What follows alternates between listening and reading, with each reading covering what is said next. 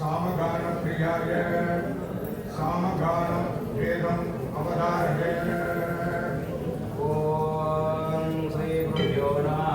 हरिः ॐ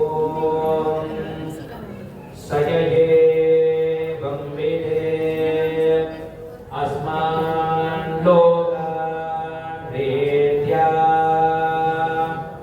एतमन्नमयमात्मानमुपसङ्गम्य एतं मनोमयमात्मानम् उपसङ्गम्य एतं विज्ञानमयमात्मानम् उपसङ्गम्य एतम् आनन्दमयमात्मानम् उपसङ्गम्य इमान् लोकान् सर्वान् कामानि कामरूप्य सञ्चरन् एतत् सामगानम्